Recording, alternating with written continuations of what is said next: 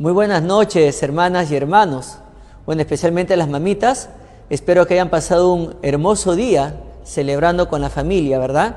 Ha sido un Día de la Madre muy diferente a otros años, donde probablemente usted tenía la oportunidad de reunirse con otros familiares, se juntaban en su casa, ¿verdad? Y había un tiempo de celebración familiar. Y bueno, pero ahora lo hemos pasado en cuarentena, justo con nuestros seres queridos que viven en nuestros hogares, nada más. Pero como bien dicen las autoridades, aconsejando a los hijos que el mejor regalo que le puede dar una madre en este tiempo es la protección, ¿verdad? Tomar la conciencia de la protección, y que es el mejor regalo, porque si procedemos con imprudencia, podemos, sin darnos cuenta, llevar el virus y afectar la salud de nuestras mamitas. Entonces, espero, ¿no?, que hayan pasado un hermoso día en su casa, en su hogar, y sobre todo con la hermosa y magnífica presencia de nuestro Señor. Bien, en esta noche vamos a continuar con nuestra serie de estudio del libro de Esther, y hemos avanzado pues poco a poco el libro de Esther, y hasta ahora hemos analizado a 3 personajes. El primer domingo vimos el análisis de un rey, y estuvimos viendo, ¿no?, acerca del rey Asuero, que es la misma persona, porque unos le llaman Jerjes, ¿no? Asuero y Jerjes son las mismas personas. El segundo domingo vimos el análisis de una reina, vimos sobre la reina Basti, ¿no? Y hicimos un análisis amplio y un diagnóstico posterior. Luego, el tercer domingo vimos el análisis de un exiliado. En este caso estudiamos a Mardoqueo. También hoy vamos a ver el análisis de un conspirador, y se trata pues de este personaje malévolo, ¿no?, o maléfico, como como usted desea llamarle. Se trata de Amán, y Amán viene del hebreo Hamán, y algunos dicen que probablemente significa magnífico o grandioso. Y quizás estaba pues este nombre conectado con el dios Elam, o el dios Jumán o Jumbán, ¿no? Y la Biblia nos dice que él fue hijo de Hamedata, que era un nombre persa, un agageo, según nos menciona Esther en el capítulo 3, versículo 1, y en el capítulo 9, versículo 24. Y nos dice que Amán fue un alto oficial en la corte de Asuero o Jerjes. El historiador Josefo nos afirma que él era pariente de la casa real amalecita, y bueno, se conocen 2 reyes amalecitas que recibieron este nombre de Agag, ¿no? Y uno se menciona en Números 24:7, y el otro se menciona en 1 Samuel capítulo 15, versículo 8. Esta relación explicaría el profundo odio de Amán por los judíos y su deseo hambriento de destruir no solo a su enemigo personal, Mardoqueo, sino a todo el pueblo judío que estaba ahí como exiliado, ¿no? Y bueno, entonces vamos a estudiar a este personaje Amán. En primer lugar, vemos que Amán se propone destruir a los judíos, y para ello, en el contexto vemos que Amán recibió una fuerte promoción, ¿no? En Esther capítulo 3, versículo 1, dice lo siguiente, ¿no? Si tiene ahí una Biblia a la mano, su tablet, su celular, otro aparato tecnológico, usted puede buscar inmediatamente Esther capítulo 3, versículo 1. Y dice lo siguiente: después de estas cosas, el rey Asuero engrandeció a Amán, hijo de Hamedata, agageo, y lo honró, y puso su silla, note bien, sobre todos los príncipes que estaban allí.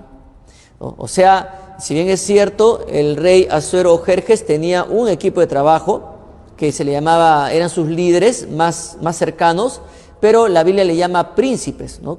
Son sus líderes, ¿no?, con altos cargos. Pero sobre todos esos príncipes lo puso a Amán, ¿no?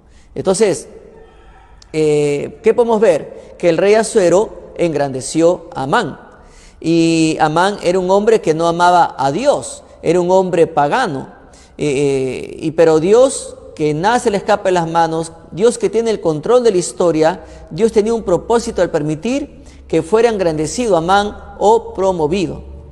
Y también la Biblia nos dice que él era hijo de Amedata Agageo. Entonces Amán era descendiente de Agag, quien era el rey de los amalecitas, el pueblo que había sido enemigo a muerte de los israelitas por generaciones. Si notamos un momento que en Éxodo capítulo 17, versículo 14 y 16, la misma Biblia nos dice lo siguiente, de parte de Dios. Dice, y Jehová dijo a Moisés, escribe esto para memoria en un libro, y di a Josué que raeré del todo la memoria de Amalec de debajo del cielo. Y Moisés edificó un altar, y llamó su nombre Jehová Nisi, y dijo, por cuanto la mano de Amalec se levantó contra el trono de Jehová, Jehová tendrá guerra con Amalec de generación en generación. Entonces podemos ver que el asunto de Amán y su generación anterior ya era algo que Dios había pues mencionado, ¿no? Que iba a haber pues una disconformidad entre ambos pueblos, un odio rotundo, ¿verdad? Un desprecio rotundo entre ambos pueblos de generación en generación. Bueno, y en base a eso, Mardoqueo rehúsa inclinarse y humillarse ante Amán, porque usted recuerda que Amán fue promovido.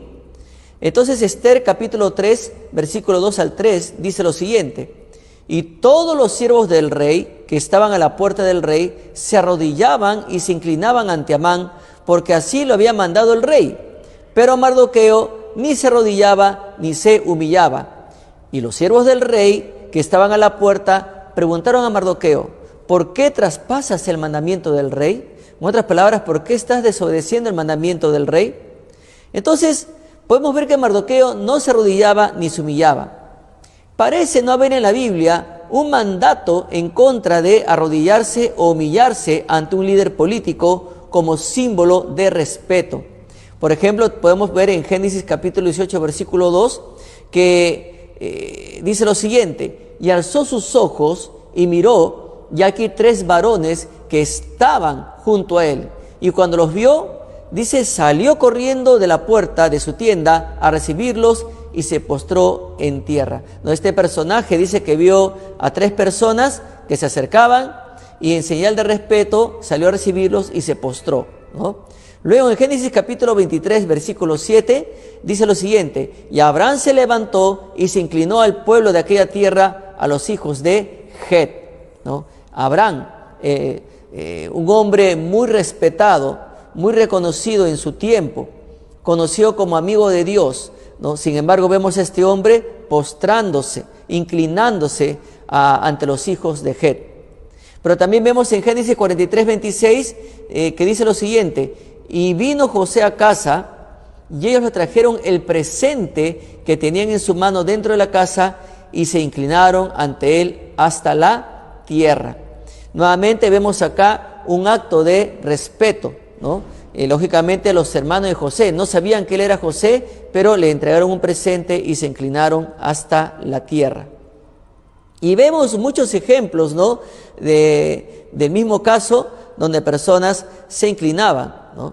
Y bueno, por ejemplo, en 2 Samuel capítulo 16, versículo 4 dice, entonces el rey dijo a Siba, he aquí, sea tuyo todo lo que tiene Mefiboset.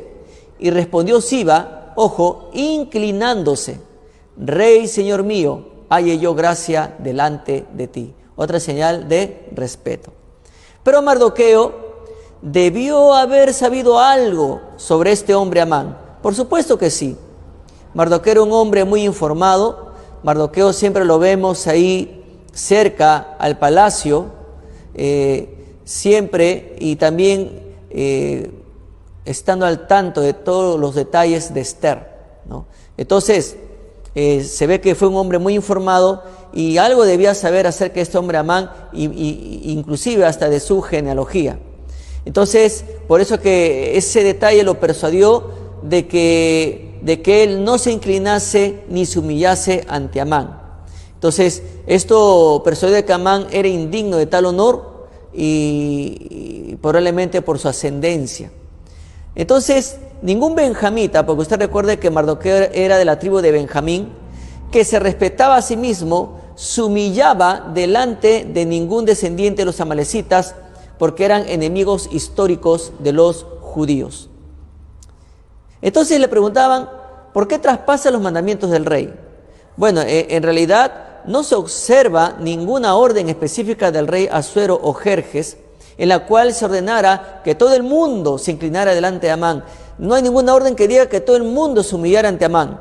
Probablemente la orden estaba implícita en la promoción que recibió, que se menciona en Esther capítulo 3, versículo 1. Solamente en ese momento, ¿no?, cuando el rey Asuero lo presenta él como el más alto de sus líderes, ¿no? Y en ese momento todo el pueblo, cuando el rey lo presentaba, todo el pueblo solamente en ese momento se inclinaba, ¿no?, ante Amán. Pero por otra, Amán era orgulloso, porque en Esther se menciona eso. O sea, el orgullo de Amán lo lleva pues a buscar venganza, no solo contra Mardoqueo, sino contra todo su pueblo, los judíos. Y en Esther capítulo 3, versículo 4 hasta el 6, dice lo siguiente: aconteció que hablándole cada día de esta manera, y no escuchándolos él, dice que lo denunciaron a Amán, para ver si Mardoqueo se mantendría firme en su dicho, porque ya él les había declarado que era judío. Y vio Amán que Mardoqueo ni se arrodillaba, ni se humillaba delante de él, y se llenó de ira. Luego dice la palabra de Dios: pero tuvo en poco poner mano en Mardoqueo solamente, pues ya le habían declarado cuál era el pueblo de Mardoqueo, o sea, era del pueblo judío. Y procuró Amán destruir a todos los judíos que habían en el reino de Asuero, o sea, al pueblo de Mardoqueo. Entonces podemos ver aquí rápidamente tres cositas, ¿no? Primero, que le avisaron a Amán. Aparentemente, al principio, Amán no se dio cuenta que Mardoqueo se resistía, entonces tuvieron que hacérselo notar. Luego, en segundo lugar, Amán se llenó de ira. Entonces, Amán era un hombre sumamente altivo, sumamente inseguro. Solo podía él verse exitoso si todos los demás pensaban que lo era. Pero también Amán procuró destruir a todos los judíos. O sea, la ira de Amán lo llevó a desquitarse, en otras palabras, con todos los judíos en el reino. Esta situación expuso el odio que Amán tenía contra todos los judíos, no solamente contra Mardoqueo, sino que salió a relucir, ¿no?, lo que realmente se le había sembrado, ¿no?, de generación en generación a sus familiares anteriores hasta su generación de él, ¿no?, el odio profundo, ¿no?, que tenía contra los judíos.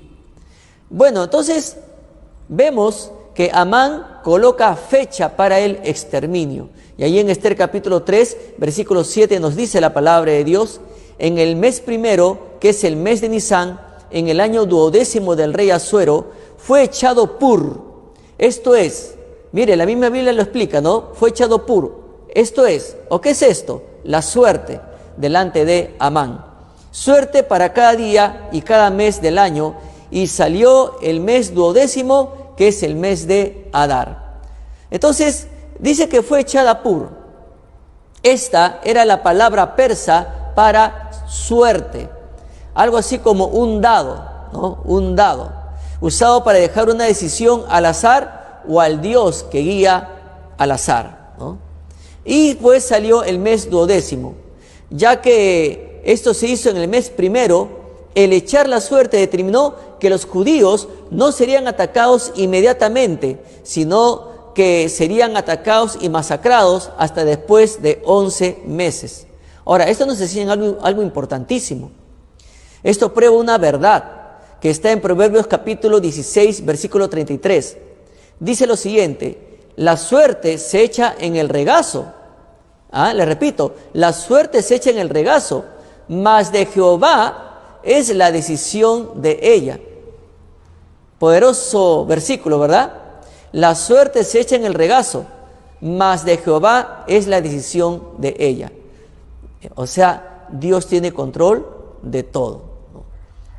La larga espera entre el primer mes y el mes de la masacre del pueblo judío prácticamente fue ordenada por Dios. Entonces, ya que había una fecha ya establecida, Amán presenta su propuesta al rey.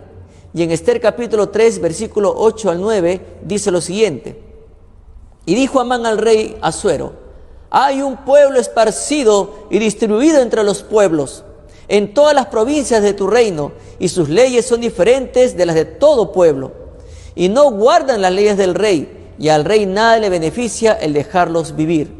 Si place al rey, decrete que sean destruidos, y yo pesaré 10,000 talentos de plata a los que manejan la hacienda, para que sean traídos a los tesoros del rey. O sea, vemos acá, en primer lugar, que Amán presenta su propuesta malévola al rey. Por supuesto que el rey no se dio cuenta, pero la acusación de Amán fue lo más peligrosa posible. Era una verdad a medias. En efecto, los judíos eran un pueblo esparcido en todo este lugar y distribuido. Usted recuerde que estaban exiliados y en efecto tenían sus propias leyes. Usted recuerde que la intención de expatriarlos era que ellos pierdan su identidad, que ellos dejen de adorar, ¿no? Que dejen sus leyes, pero a pesar de todo ellos tenían sus propias leyes, el pueblo judío.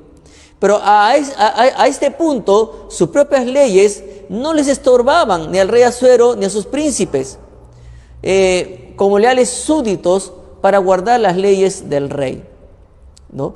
Pero a Amán sí le molestaba, a Amán sí le incomodaba. ¿Por qué? Porque él los odiaba. Entonces, Amán ignoró el principio de integridad. La negativa de Mardoqueo de inclinarse delante de Amán no fue basada en la ley de Dios, sino en un principio personal de integridad. Ahora, esto es importantísimo verlo. ¿Por qué? Porque también nosotros, cuando estamos en el colegio, cuando usted esté en la universidad, en la pre, ¿verdad? Bueno, ahorita no estamos disfrutando estar en las aulas por el tema del coronavirus, pero cuando ya todo se normalice, ¿no? Ahí en su trabajo, donde está en su familia, ahí tiene que pesar su integridad, ¿Por qué? Porque sin necesidad muchas veces de que el creyente se le haga recordar que es un hijo de Dios, desde ya por la plena comunión con Dios, por la plena oración, por la plena meditación de su palabra, por estar ante Dios cara a cara en todo momento, va a ser una persona íntegra, sin necesidad que alguien le haga recordar la palabra de Dios, porque el vivir para glorificar a Dios es algo natural en un creyente dedicado, un creyente íntegro. Y Mardoqueo era así. Mardoqueo tenía el principio de integridad personal y sabía que este hombre menospreciaba al pueblo de Dios y menospreciaba a Dios también. No le temía a Dios y estaba tentando, ¿no? Estaba buscando incomodar al pueblo del Señor. Entonces, Mardoqueo pues tenía el principio personal de integridad. Y bueno, es lógico que Amán ignorase, ¿no?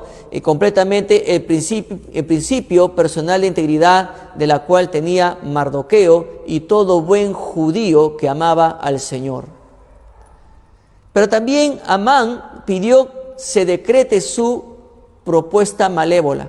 Amán sugirió organizar pues el asesinato masivo del pueblo judío. Amán no informó al rey Asuero cuántos de ese pueblo había en su reino. Asuero probablemente consideró que esto era una amenaza relativamente pequeña. Ustedes saben que a través de la historia que cuando un grupo se amotinaba, los gobernadores apuntaban a la cúpula. Entonces, una vez que se exterminaba la cúpula, ya todo quedaba en nada, ¿no? Y algo así pensaba el rey Asuero. Pensó que era un grupo pequeño, un grupo sedicioso que estaba intentando probablemente levantar al pueblo contra el rey. Entonces, bueno, que Amán se encargue. Pero jamás el rey se imaginó que Amán está planificando una exterminación total contra todos los judíos. Entonces Amán prácticamente sobornó al rey. Le dijo al rey: pesaré 10.000 talentos de plata. Esto era básicamente una promesa de soborno. Este dinero no iba a salir de la bolsa de Amán, sería obtenido de las propiedades de los judíos sacrificados. Hasta ahora podemos ir viendo algo. Todo lo que comienza mal, termina mal. El engaño no nos va a llevar a buen puerto. El odio hacia alguien no nos va a llevar a buen puerto. El tramar algo contra alguien no nos va a llevar a buen puerto. Hay que hacer las cosas honestamente y transparentemente. Y aun si somos hijos de Dios. Entonces, sigamos. ¿Qué vemos acá? Que Amán logra que se acepte el plan. Y ahí en Esther, capítulo 3, versículo 10 al 11, dice lo siguiente: entonces el rey quitó el anillo de su mano y lo dio a Amán, hijo de Hamedata Agageo, enemigo, mire lo que dice la Biblia, enemigo de los judíos, y le dijo: la plata que ofreces sea para ti, y asimismo el pueblo, para que hagas de él lo que bien te pareciere. Entonces, el rey Asuero le permite a Amán administrar su plan. Y vaya que Amán no se esperaba esta sorpresa, porque Amán, una vez que lograra el exterminio, todo el botín, ¿no?, digámoslo así, le iba a pesar al rey en lo que equivale a 10.000 talentos de plata, ¿no? Entonces, pero mira lo que dice el rey: la plata que ofreces, le dice el rey, que sea para ti, Mardoqueo, ¿no? Ahí me imagino a Mardoqueo que le brillaban los ojos, ¿no? Y bueno, y así mismo dice: el pueblo, para que hagas de él lo que bien te pareciere. O sea, una vez más, el rey Asuero probablemente ni tenía idea a lo que había accedido. Probablemente él creyó que había accedido a la ejecución de unos cuantos revolucionarios peligrosos de su reino, pero no se imaginó que Amán estaba tramando un exterminio total. Ahora, se publica el decreto. Una vez que se pone el sello del rey, ya entonces se comienza a publicar el decreto. Y en Esther capítulo 3, versículo 12 al 15, dice lo siguiente: entonces fueron llamados los escribanos del rey en el mes primero, al día 13 del mismo, y fue escrito conforme a todo lo que mandó Amán, a los sátrapas del rey, a los capitanes que estaban sobre cada provincia, y a los príncipes de cada pueblo, a cada provincia según su escritura, y a cada pueblo según su lengua. En nombre del rey Asuero fue escrito y sellado con el anillo del rey. Y fueron enviados cartas por medio de correos a todas las provincias del rey, con la orden de destruir, matar y exterminar a todos los judíos, jóvenes y ancianos, niños y mujeres, ojo, en un mismo día, en el día 13 del mes 12º, que es el mes de Adar, y de apoderarse de sus bienes. Y la copia del escrito que se dio por mandamiento en cada provincia fue publicada a todos los pueblos, a fin de que estuviesen listos para aquel día. Y salieron los correos prontamente por mandato del rey, y el edicto fue dado en Susa, capital del reino. Y el rey y Amán se sentaron a beber, pero la ciudad de Susa estaba conmovida. Entonces, podemos ver que aquí se sentencia a todos. Con esto fue anunciado por el rey una sentencia sobre los judíos que abarcaba totalmente, o sea, todo el imperio. Este era como los otros ataques en contra del pueblo judío a lo largo de la historia, con la excepción de que esto fue anunciado con anticipación. El rey y Amán, pues dice la Biblia, se sentaron a beber. O sea, cuando el rey se sentó a beber, pensó que había hecho algo bueno, pero realmente no entendió lo que había hecho. Amán también se sentó a beber y pensó que había hecho algo bueno, y sabía él exactamente lo que intentaba hacer. Esa era la gran diferencia. A pesar de esto, la ciudad de Susa estaba totalmente conmovida. pues los ciudadanos del imperio conocían personas judías que vivían entre ellos y sabían que eran buenos ciudadanos que no ocasionaban problemas. Es como, imagínense, que el presidente Vizcarra anunciara pena de muerte a todos los venezolanos, Y nosotros tenemos amistades venezolanas, familias, ¿no?, que conocemos, que no nos ocasionan ningún problema, que son buenos ciudadanos, que están haciendo quedar bien a su patria, que vienen acá a nuestro país a lograrse un futuro, pero lamentablemente han entrado de manera incorrecta delincuentes, ¿no?, asaltantes, narcotraficantes, gente de mal vivir, y bueno, y por causa de ellos no vamos a juzgar a todos por igual, no vamos a calificar a todos por igual, no podemos meter a todos en el mismo costal, y por culpa de uno o de otro que lamentablemente cometió un delito, no vamos a odiar a todos por igual, ¿no? Entonces, acá, si usted, hermano, hermana, está menospreciando a un extranjero, porque uno robó, el otro mató, ¿no?, y sin embargo el extranjero que usted conoce trabaja decentemente, sin molestar a nadie, entonces si usted lo mete en el mismo costal, usted está cayendo en la misma trampa de Amán. Y déjeme decirle que eso no agrada a Dios, porque usted está violando un principio divino, un mandamiento divino, que dice el Señor: ama a tu prójimo como a ti mismo. Y déjeme recordarle que acá en el Perú no solamente hay venezolanos, hay colombianos, hay argentinos, hay uruguayos, hay eslovacos, hay rusos, hay norteamericanos, hay gente de muchísimos países. Entonces, por lo tanto, imagínense, ¿no?, un exterminio contra todos ellos. No tiene lógica. ¿Por qué? Porque uno mató y el otro robó, entonces por lo tanto todos tienen que morir, ¿no? Y porque Mardoqueo no se inclinaba ni se humillaba, por lo tanto todos los judíos tienen que morir. O sea, no caiga en la trampa de Amán. Más bien usted enfóquese en lo que le enseña Dios: ama a tu prójimo como a ti mismo.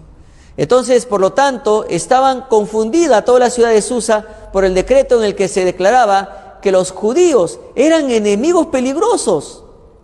Todo esto sucedió debido, pues, a la inseguridad y orgullo herido de un malvado y perverso hombre, Amán. Pero también la Biblia nos enseña el final de este hombre. Amán es desenmascarado y colgado. Y ahí en Esther capítulo 7, versículo 1 hacia adelante, dice lo siguiente: fue pues el rey con Amán al banquete de la reina. O sea, la reina, al enterarse de todo este plan de Amán, la reina organiza un banquete donde invita al rey Asuero y también invita a Amán. Y ahí dice la Biblia: y en el segundo día, mientras bebían vino, dijo el rey a Esther: ¿cuál es tu petición, reina Esther? ¿Y te será concedida? ¿Cuál es tu demanda? Aunque la mitad del reino te será otorgada. Entonces la reina Esther respondió, dijo: oh rey, si he hallado gracia en tus ojos, si al rey place, séame dada mi vida por mi petición y mi pueblo por mi demanda, porque hemos sido vendidos, yo y mi pueblo, para ser destruidos, para ser muertos y exterminados. Si para siervos y siervas fuéramos vendidos, me callaría, pero nuestra muerte sería para el rey un daño irreparable. Respondió el rey Asuero y dijo a la reina Esther: ¿quién es y dónde está el que ha ensoberbecido su corazón para hacer esto? Esther dijo: el enemigo y adversario es este malvado Amán. Y Amán estaba ahí sentado. Entonces se turbó Amán delante del rey y de la reina. Luego el rey se levantó del banquete, encendido en ira, y se fue al huerto del palacio. Usted imagínese, ¿no? A la persona que tenga la mirada no sé, más molesta. No, a veces conocemos un amigo, ¿verdad?, que tiene una mirada así de serio, pero si así es de serio, ¿cómo será si se enciende en ira?